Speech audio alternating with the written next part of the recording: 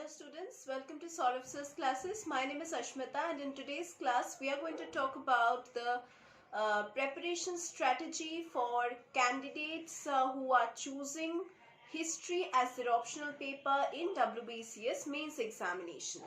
Now history as an optional paper has been introduced for quite a long time in this WBCS entrance examination, recruitment based examination, and as you all know that while preparing for the preliminary examination of WBCS, you have already studied history, or rather I would say you had to study history as a compulsory and a mandatory part for your prelims. Now, when you have been studying history, you might have noticed that 50% of the question paper is comprised of history questions in the preliminary examination. So you have to keep your focus mostly in the subject of history for cracking the preliminary examination. Now think yourself that while you are preparing for your preliminary, you are focusing mostly on this subject of history. So basically, you need more time to prepare history. You are giving more focus on this subject of history. So why not make it as a mains paper? Because when you are studying for history in the preliminary paper, then definitely you can sit and study for the mains paper also. In one go itself, you can study for both the prelims as well as the mains if you choose history. But if you go on for the other subjects, then you can see that most of the subjects are not there in the prelims, or I would say that only a very few portion from those subjects actually come in the preliminary examination. If I talk about mathematics, or if I talk about anthropology, or any other subject if I take, those carry very little part in the preliminary paper. So when you see the previous year's question papers, or when you see any kind of practice paper for preliminary examination, you would see that most part of the question paper covers history. So just because you are already studying history, because you have to go through it for the preliminary examination, why not start preparing yourself for the mains optional paper also? That would be in one go you will be able to complete your syllabus also, you will complete your preparation also, and you do not have to again sit with another new subject. So that's what I would say, that if you take up history, it would become easier for you in this way. Now, as far as this WBCS examination is concerned, history is a very important subject as it gets covered in the WBCS preliminary examination as well as in the general studies papers of the WBCS mains examination. So if you are planning to take the WBCS examination for this year or maybe for the current year, then you cannot get away without studying history. So first of all, you should be knowing the latest updated syllabus. That's the main tip and the main focus and the main advice I would say, because things keep on changing. You know, our society is dynamic, and hence our syllabus can also be dynamic because we have so many people designing the syllabus. So do have a look at the latest syllabus before starting your preparation, or even after finishing your preparation you can check the syllabus once again, so that you do not miss out on any of the chapters or any of the contents. Now why is history important? Now why do everyone say that history is important? The general studies paper 1 actually consists of the Indian history with special emphasis on the national movement of geography of India, concerning the state of West Bengal, and also syllabus is included from world history, then art and architecture, modern history. So basically historical information is required to analyze the political issues, the social issues, and also the economical issues of our country. Moreover, 40% of the syllabus gets covered in the general studies papers also. So you see, whichever paper you are giving or whichever stage of the examination you are, if you are giving a WBCS, history is mandatory. Now how can you prepare yourself for history optional? Let's not talk about the preliminary preparation over here, because in this class we are only going to talk about how to prepare yourself for the history optional paper. Now there is a vast syllabus in history. You all know that, and that's why you need to select a number of appropriate books for reference work, and also you should be following those books which you have chosen regularly. So first of all, that would be the first step, to go through a few good books, and then definitely follow those particular books religiously.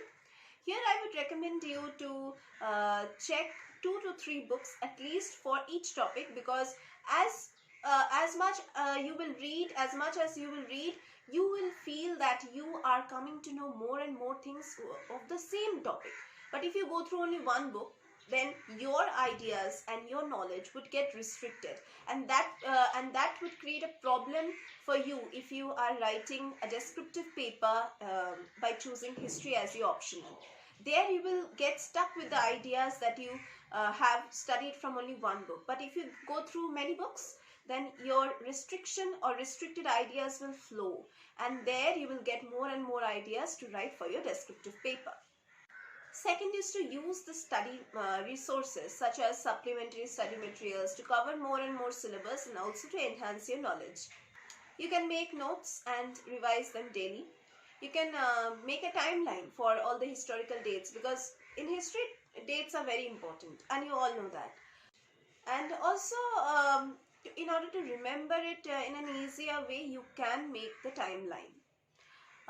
You can revise the previous year's question papers, because you need to understand your level, that whether you are being able to solve it in that stipulated time or not, and you can understand what kind of questions do come in this examination for this optional paper.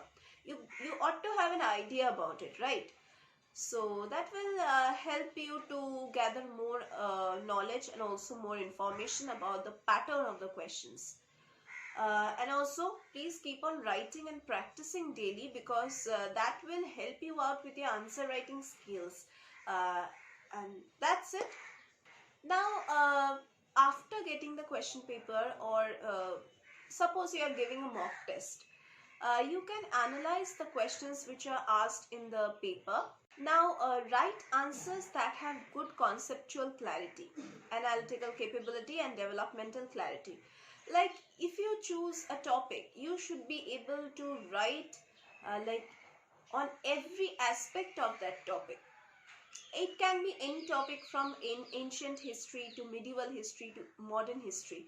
It can be any topic, but definitely, as I told you previously only, that you will have to have that amount of knowledge to do that descriptive writing. You shouldn't get stuck in the middle and think of what should I write next, because you are out of ideas till then. So do more and more reference work so that you can write your answers properly. Now yet again, you should be giving relevant answers to the questions asked, and not just talk about something really out of the box when it is not asked about. Now the marking scheme of the WBCS mains exam is purely based on the performance of the examinee. A major positive aspect of history optional is marked by the absence of technicalities. Now you do not have to understand and then incorporate those applications. You just need to study. You just need to know about that particular incident, or the particular history of some place or some person, or some kingdom. And this doesn't mean you have to use your brain too much or pressurize yourself to understand applications and technicalities, which mostly happens in science and mathematical subjects. So here you only need to know about that thing. Now, unlike geography or public administration, history doesn't have a lot of concept with full-fledged theories and all. As we know that in other subjects, we mostly have theories. Even in geography, we have a lot many theories. So we have to incorporate those theories in many of our answers. And then we have to understand, and then we have to write out clearly. But in history, we do not have to do that, because we basically know what's going on and we have to write about that only. History is the only subject that has 90% content in GS, that is the General Studies mains paper, plus in the prelims paper. So as I mentioned in the first part of this class that if you are preparing for prelims, do prepare yourself for mains also with the subject of history, because that will help you out a lot, because you are focusing entirely on only one subject rather than focusing on history for the preliminary and some other subject for the mains. So one subject if can do the magic, why do you have to focus on two separate subjects?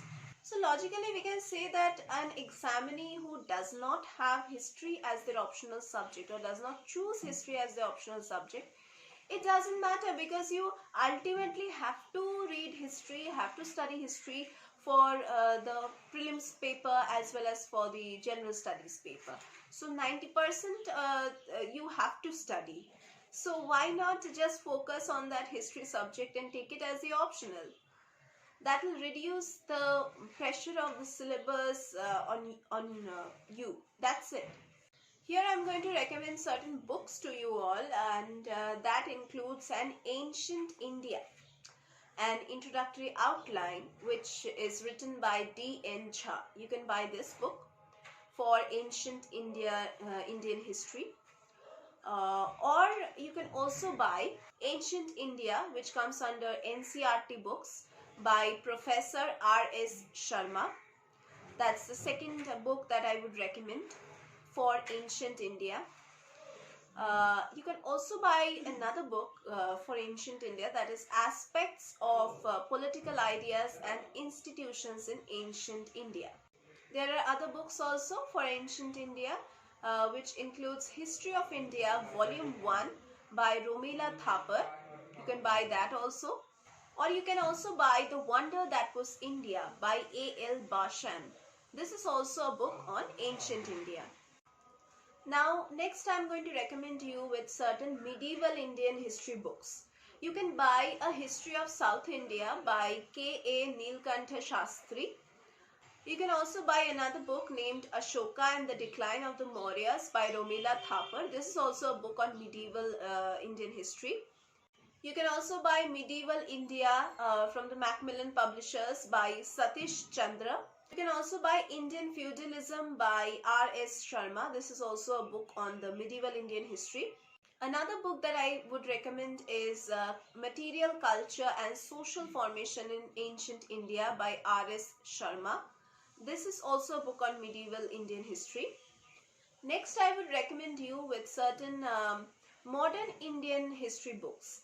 You can buy this Freedom Struggle book by Praveen Kumar. You can also buy this book named Administrative History by Praveen Kumar. Or you can also buy this book named Gandhi by B.R. Nanda. Another book that you can buy for modern Indian history is India's Struggle for Independence by Bipan Chandra. Now next I would recommend you with certain world history books. You can buy this book, The Social Basis of Democracy and Dictatorship by B.J. Moore. You can also buy this book for world history, that is Age of Capital by E.J. Hobsbawm. You can also buy this book named Age of Capital by E.J. Hobsbawm. Another book that you can buy is Europe Since Napoleon by David Thompson. Other good books can be Contemporary World History, that is the NCERT book by Arjun Dev. And another very good book for world history would be Europe Since 1815 by W.C. Craig. So if you want to prepare well for your examinations, then you need the guidance of a good mentor and a good coach.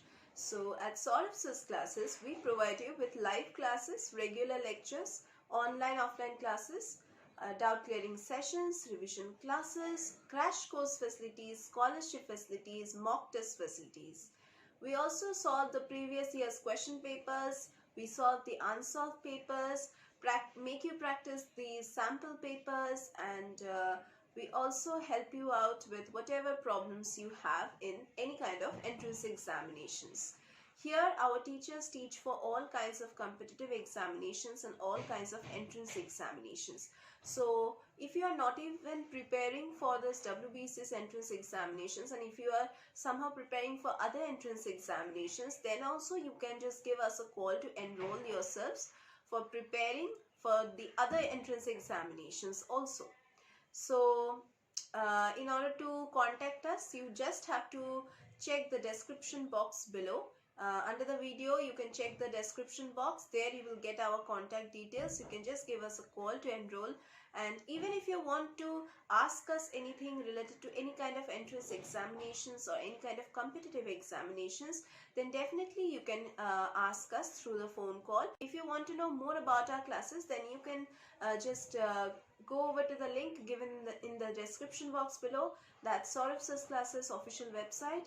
You can just visit that website and you can know more about our classes. And let me tell you, whoever enrolls in our class, we provide that candidate with the recorded lectures portal access. Basically, those recorded lectures are live classes, and we record those live classes and just upload it in the portal, so that the enrolled candidates do not feel any kind of problem while going through those lectures again and again, and the portal is always available to the enrolled candidates 24/7. So if you want to enroll with us and get all the benefits, then do give us a call.